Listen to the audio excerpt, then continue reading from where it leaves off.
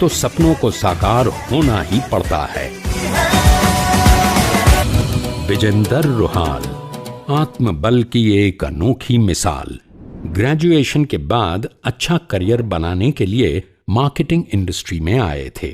शुरुआत में बहुत से लोगों ने इनका विरोध किया था। विजेंदर रुहाल ने अपना रास्ता नहीं बदला। 17 साल तक बहुत कड़ा संघर्ष किया। शानदार लीडर थे, मगर जिस कंपनी के लिए काम कर रहे थे वहां मनचाही तरक्की नहीं हो रही थी। जिस मकाम के हकदार थे वो हासिल नहीं हो पाया। इसके बावजूद उन्हें इस सिस्टम पर पूरा भरोसा था।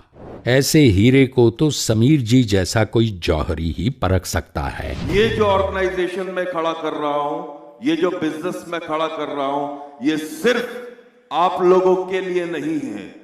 ये मेरा सपना है कि आपकी अगली जनरेशन इस बिजनेस को करेगी। भले ही आप कहीं भी हो, चीजें ऐसे नहीं चलने वाली। यह आपका काम है कि आप चीजों को एक्सेलरेट करिए और ऐसे ले जाइए।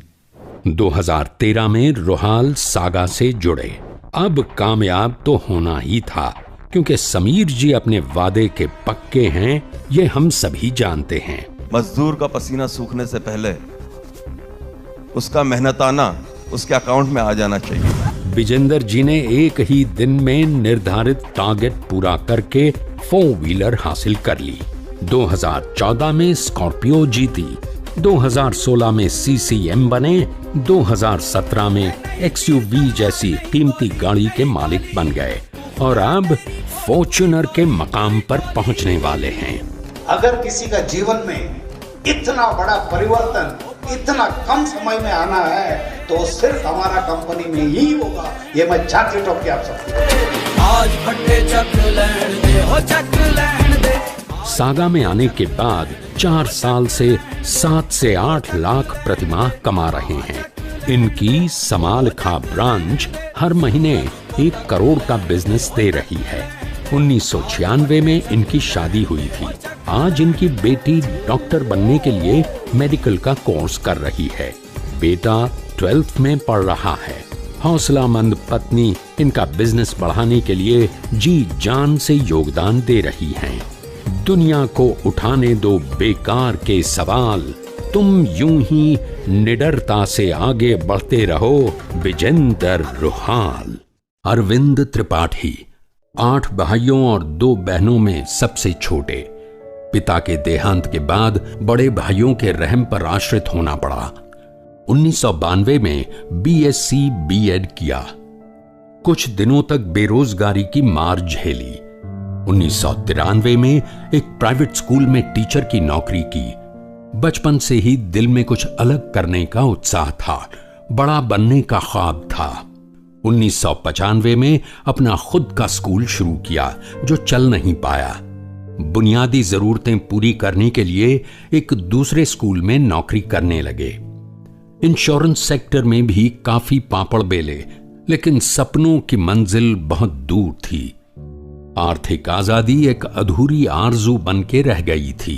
फिर अचानक सफलता का एक नया रास्ता मिला, मार्केटिंग इंडस्ट्री। कामयाबी की लगन 2009 में उन्हें सागा में ले आई। यकीन हो गया कि यही वो सिस्टम है जहां छोटे हाथों से बड़े आसमान को छू सकते हैं। लेकिन अलग सोचने वालों के रास्ते में दुनिया ने हमेशा कांटे बिछाए हैं। लक्ष्य कोई भी हो, कोई भी लक्ष्य हो, अगर तुमने चाह लिया, तुम्हारी आंख में वो तड़प आ गया, उसको अचीव करवाने में कोई कसर नहीं रहेगी। इस इंडस्ट्री में कदम रखते ही त्रिपाठी जी को भी खरी खोटी सुननी पड़ी। त्रिपाठी जी ने किसी की गाली को भी दिल पर नहीं लिया। अपने कारनामों से अड़ंगे लगाने वालों को खुल्लम खुल्ला ये जवाब दे दिया। आज मैं खड़ा हूं तो माननीय सर के आशीर्वाद से खड़ा हूं। आज इनका अपना खुद का घर है। दोनों बच्चे अच्छी शिक्षा प्राप्त कर रहे हैं। बड़ी से बड़ी जरूरत पड़ने पर भी खर्च करने के लिए एक पल भी सोचना नहीं पड़ता। इससे बढ़कर आर्थिक आजादी और क्या हो सकती है। एक धरती पुत्र के स्कूल मास्टर से मिलियनेयर बनने तक का ये कामयाब सफर सागा की सफलता का प्रमाण है। तरक्की तो सभी करना चाहते हैं, लेकिन सबको सही मौका वक्त पे नहीं मिल पाता, और सागा जैसा अवसर तो खुशनसीब इंसानों को ही मिलता है। इस व्यापार की सबसे बड़ी खूबी ये है कि आप किसी भी उम्र में शुरुआत कर सकते हैं और आर्थिक आजादी पा सकते हैं। इसका एक बहुत बड़ा स्वर्ण उदाहरण है 40 साल की आयु में शुरुआत करने वाले उपेंद्र राय। एक बहन और 4 भाइयों का ये किसान परिवार बिहार के एक छोटे से गांव में 10 बीघा जमीन पर खेती करके जैसे तैसे गुजर बसर कर रहा था। इंटर के बाद पैसे की कमी और पारिवारिक जिम्मेदारियों के कारण कोलकाता की एक ट्रांसपोर्ट कंपनी में नौकरी कर ली। 16 सालों तक नौकरी करने के बावजूद जिंदगी के कई ख्वाब अधूरे थे। 2010 में इनका साक्षात्कार हुआ सागा से। कुछ पाने की हो आस आस, कोई अरमा हो जो खास खास आशाएं, हर कोशिश में हो बार बार करे दरियाओं को आर पार आशाएं, तूफानों को चीर के मंजिलों को छीन ले, आशाएं ले दिल की, उम्मीदें हंसे दिल की, अब मुश्किल नहीं कुछ भी नहीं कुछ। माननीय श्री समीर अग्रवाल जी के विजन ने इनके बुझे हुए अरमानों को जगा दिया कि इंसान की मेहनत उम्र से नहीं होती है, इंसान की मेहनत उसके काम से होती है। 4 महीने में खुद की नई चमचमाती कार, मासिक आय में 40,000 की बढ़ोतरी। ये पार्ट टाइम सागा का काम करने लगे तब इनके साथी दुबे जी उन्हें डराते थे। इस काम में कोई दम नहीं, भाग जाएगी कंपनी देख लेना, और साथ में तुमको भी भागना पड़ेगा। लगन सच्ची हो, मेहनत दमदार हो तो इंसान बहुत जल्दी तरक्की करने लगता है। 2012 में दूसरी कार, मासिक आय में 1 लाख की बढ़ोतरी। इनकी तेज उन्नति से ट्रांसपोर्ट कंपनी के कई लोग जलने लगे। हेड ऑफिस में इनकी शिकायतें करने लगे। एक दिन कंपनी के चेयरपर्सन ने इन्हें हेड ऑफिस बुला ही लिया। राय साहब फौरन फ्लाइट पकड़कर दिल्ली पहुंचे। कहाँ हो उपेंद्र? एयरपोर्ट पर सर। वहाँ क्या कर रहे हो? सर फ्लाइट से उतरा हूँ, यही उतार दिए, पहुंचता हूँ 15 मिनट में पहुंचता हूँ। एक मामूली बाबू का इतना शानदार सफर, शाही ठाट बाट देखकर सब हैरान रह गए और उनका बहुत मान सम्मान किया। आज राय साहब फुल टाइम सागा का काम कर रहे हैं और अपने सपनों में मन चाहे रंग भर रहे हैं। तेरी वो रफ्तार हो, रोके से भी तू ना रुके, हासिल कर ऐसा शिखर, पर्वत की भी नजरें उठे, आशाएं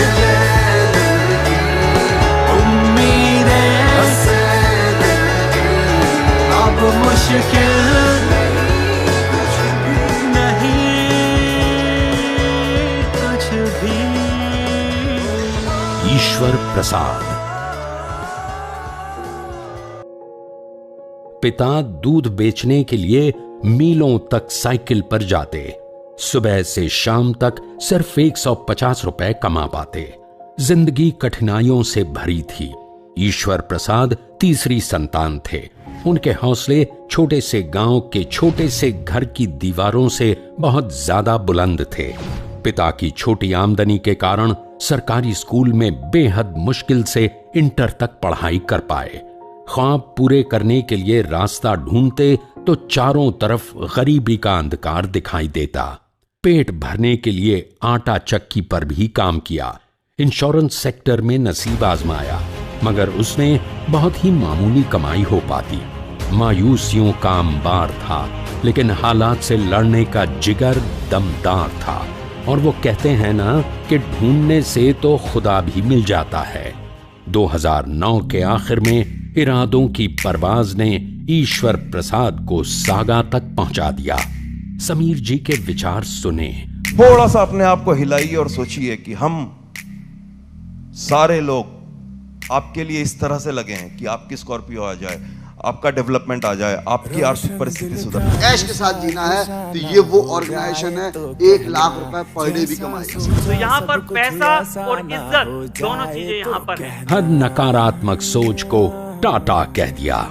अंतरात्मा ने कहा यही है वो प्लेटफॉर्म जहां एक अच्छा करियर बन सकता है। शुरू कर कुछ शुरू तो कर, जहाँ भी है तू वहीं से यारा कोई कहानी शुरू तो कर। बिना डरे बिना झिझके शुरुआत कर दी।